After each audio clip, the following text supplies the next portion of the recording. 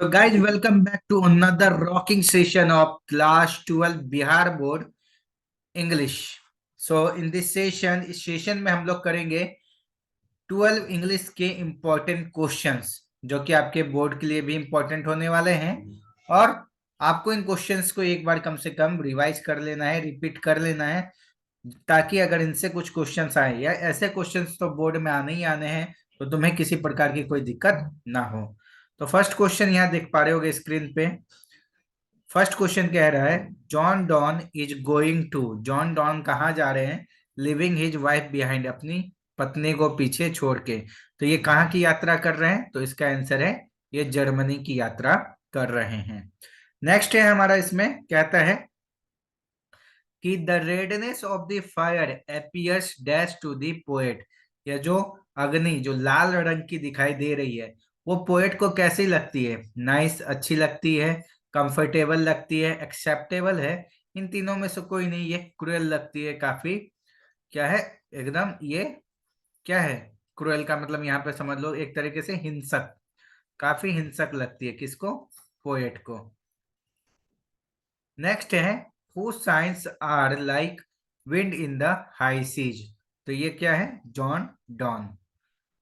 Next है civilization is the mode of conduct which points out to man the path of duty is taken from.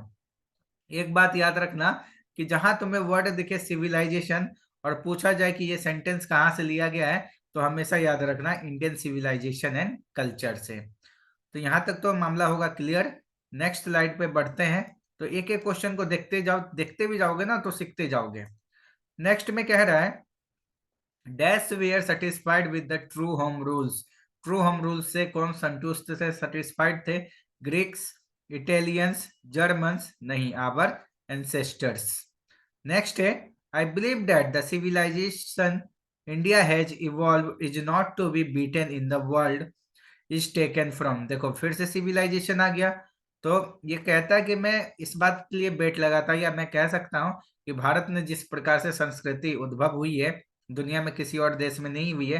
तो ये कहां से लिया गया है? इंडियन सिविलाइजेशन एंड कल्चर से. नेक्स्ट है gibbon is associated with. Gibbon किससे जुड़ा हुआ है? तो इटली से. नेक्स्ट है dash is dead against blind imitation of western. तो ये कहा, किसने कहा, कहां से लिया गया? तो ये होगा गांधी जी ने. तो वेस्टर्न सभ्यता के तो एकदम घोर विरोधी थे. कौन? गांधी जी. गांधी जी का हमेशा से यह मानना था कि हमें अपनी सभ्यता पर ध्यान देना है, हमें अपनी संस्कृति को आगे बढ़ाना है, और हमारी संस्कृति जो है इस दुनिया में क्या है? बेस्ट है. यूरोपियन कंट्रीज को हमसे सीखने की जरूरत है, ना कि हमें उनसे.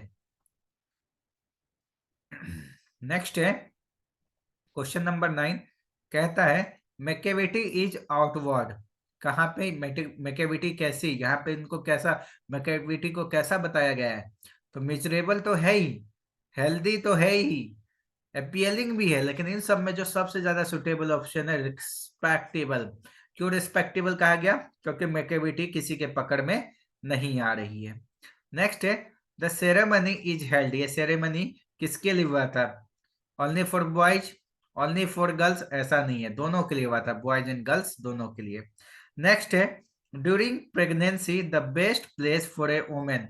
जब एक महिला प्रेग्नेंट होती है तो उसके लिए सबसे सेफेस्ट और सबसे अच्छा प्लेस क्या माना जाता है? होटल तो नहीं होगा, इन लॉज फैमिली हो सकता है, लेकिन इन लॉज फैमिली और मदर के होम में भी मदर का जो होम है वो ज्यादा सुटेबल माना जाता है, क्योंकि माँ जितना ध्यान रखती है उतना शायद अपने बच्चे का ध्यान कोई नहीं रख सकता है. नेक्स्ट है Macavity is the settlement of. Macavity कहाँ सेटल होती है? कॉर्ट यार्ड, मैं कॉर्ट यार्ड, स्कॉट यार्ड. तो याद होगा इसका आंसर स्कॉट यार्ड, साफ साफ लिखा भी है पोयम में.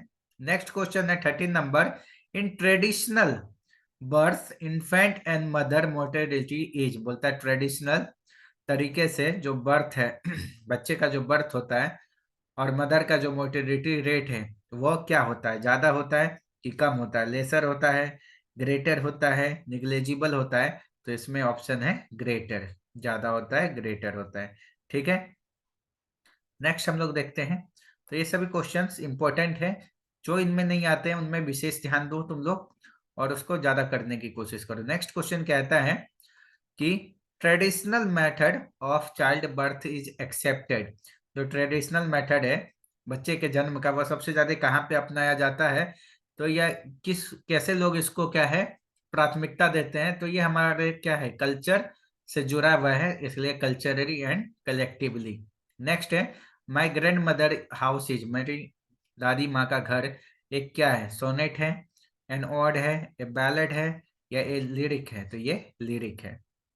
नेक्स्ट है his hands were producing an average of, यहाँ पे कितने एग दिया करती थी उसकी मुर्गी, तो 200 eggs, 200 eggs की 300 eggs, ये दोनों में कंफ्यूजन 100 तो होगा नहीं, नन ऑफ दिस तो होगा ही नहीं, तो यहाँ पे क्या है 200 eggs, ध्यान में रखना, ऐसे भी क्वेश्चन आ सकते हैं। बोलता है कमला दास जो है वो कैसी पोएटेस हैं, कहाँ की कवित्री हैं, नाम से क्लियर है इंडिया की है, अफ्रीका रसिया अमेरिका ये सब तो है ही नहीं।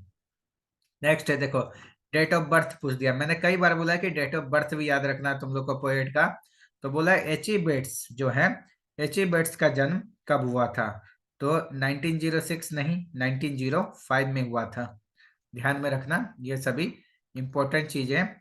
और उम्मीद मतलब ऐसा करो कि तुम लोग हर एक पोएट का याद कर लो, तब तो बेस्ट होगा तुम्हारे लिए। नेक्स्ट है decent journalist and responsible editors are not placed with the present affairs, हमारे देश में जो हमारे डिसेंट जर्नलिस्ट हैं एंड जो रिस्पॉन्सिबल एडिटर्स है वो किस चीज से अभी खुश नहीं है, इसमें सबसे पहला मतलब खुश नहीं है, decent journalist and responsible editors are not pleased with present affairs, तो ये बात सही है कि गलत है, तो ऑप्शन है ट्रू, ऑप्शन बी है false, can not be said, तो ये है ट्रू नहीं है, ऑप्शन ए होगा। नेक्स्ट है no widely circulated newspaper dare support a public policy due to vested interest of, किसके इंटरेस्ट के कारण, मतलब क्या डर बना रहता है, तो यहाँ पे सबसे ज्यादा जो है एडवर्टाइजर, जो एडवर्टाइजर सबसे ज्यादा दखल अंदाजा या एडवर्टीजमेंट आज के समय में काफी ज्यादा बढ़ चुका है। नेक्स्ट है द जॉनसन सन वा, जॉनसन के सन का क्या नाम था, तो इसका नाम था सिंपल, ठीक है।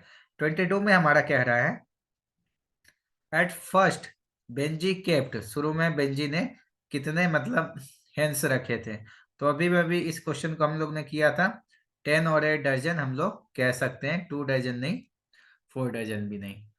23 है in democracy the freedom of press is, बोलता है कि डेमोक्रेसी में जो प्रेस की फ्रीडम है नेसेसरी नहीं है, कि डेंजरस में है, खतरनाक स्थिति में है, कि इनमें से कोई नहीं, तो नेसेसरी है। जब तक प्रेस अगर फ्री होके काम नहीं करेगा तब तक सरकार की गतिविधियां क्या गलत हो रही है उसके बारे में जनता को नहीं पता चलेगा, तो डेमोक्रेसी उस देश की क्या है खतरे में आ जाएगी। नेक्स्ट है when he left the school he had, जब वो स्कूल छोड़ा तो उसके पास कितनी मुर्गियां थी, तो यहाँ 40 और 50 हैंस, 30 और 40 हैंस, बोलता है 60 और 70 हैंस, तो यहाँ क्या होगा 40 और 50 हैंस, यहाँ बात की जा रही होगी उसके गार्जियन की। तो ये सभी चीजों को थोड़ा सा तुम लोग क्या है ध्यान दोगे, इंपॉर्टेंट चीजें हैं, जो कर लोगे तो क्या है मामला तुम्हारे लिए अच्छा हो जाएगा।